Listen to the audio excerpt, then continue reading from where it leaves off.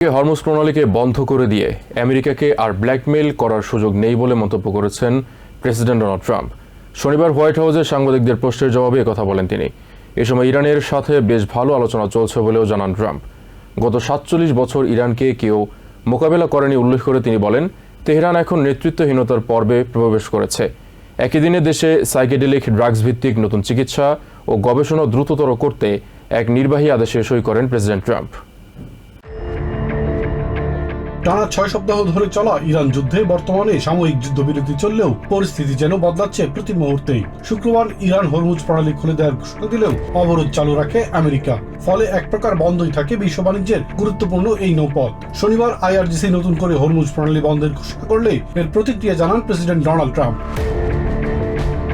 White হাউসে president Trump জানান, ইরানের সাথে খুব ভালো আলোচনা চলছে, সবকিছু ভালোভাবেই এগোচ্ছে বলেও দাবি করেন তিনি।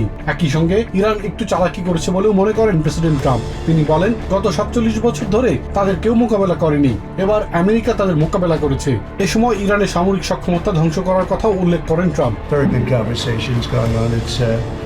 It's working out very well. They got a little cute as they have been doing for 47 years. Nobody ever took them on. We took them on. একই সঙ্গে তিনি বলেন, আমেরিকা জোর করেই তাদের শাসন পরিবর্তন করেছে, তাদের তেমন কোনো নেতাও অবশিষ্ট নেই। এ সময় ট্রাম্প বলেন, তারা আর আমেরিকাকে ব্ল্যাকমেইল করতে পারবে না, কারণ বিভিন্ন জাহাজ এখন টেক্সাস এবং লুইজিয়ানার দিকে আসতে শুরু করেছে। Wanted to close up the strait again, as they've been doing for years. And they can't blackmail us.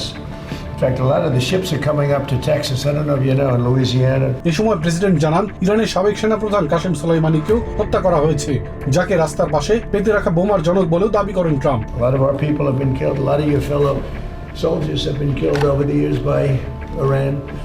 The roadside bomb. Soleimani, I killed Soleimani. Trump বলেন, ৪৭ বছর ধরে ইরান খুন করে পার পেয়ে যাচ্ছে, এখন আর পার পাবে না। Smashed. That was Soleimani. That was Iran that did that.